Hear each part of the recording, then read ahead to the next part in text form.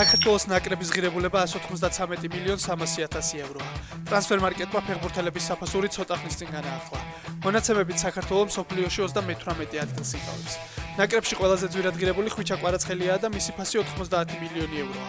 28 მილიონი ევრო ღირს გიორგი მამარდაშვილი, ასევე 28 მილიონია გიორგი მიქაუტაძის სატრანსფერო ღირებულება.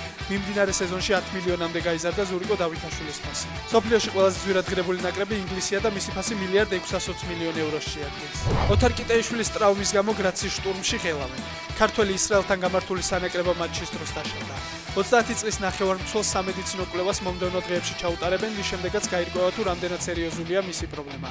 შტურმი ავსტრიის ბუნდესლიგაში პირველ ადგილს იკავებს და 5 აპრილს მის უშუალო კონკურენტს რაპიდს დაუპირისპირდება. ამ გადამწყვეტ მატჩში კი ქართველი ლიდერის თამაში საეჭვოა.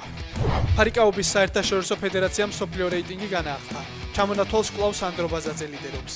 ბაზაძე მსოფლიოს მოქმედი ჩემპიონია, რომელსაც რეიტინგში 212 ქულა აქვს. ისმის მთავარ კონკურენტს მეორე ადგილოს ამ ფრანკ პატრის ჯინ ფილიპს 26 ქულით უსწრებს. სანდრო 5 წელია რეიტინგის სათავეშია. დედიზე დორი მოგება ერთ დღეში. ნიკოლოზ ბაცილაშვილი ბუქარესტში მიმდინარე საერთაშორისო ტურნირის ძირითად ბადეში ითამაშებს. ქართულმა ჯერ პოლონელი დანიელ მიხალსკი დაამარცხა, შემდეგ კი ავსტრიელი იური როდინოვი. ბუქარესტის ტურნირის გამარჯვებულს საპრიზო ფონდიდან 93.175 ევრო ერგება. რეიტინგში კი 250 ქულა დაემატება.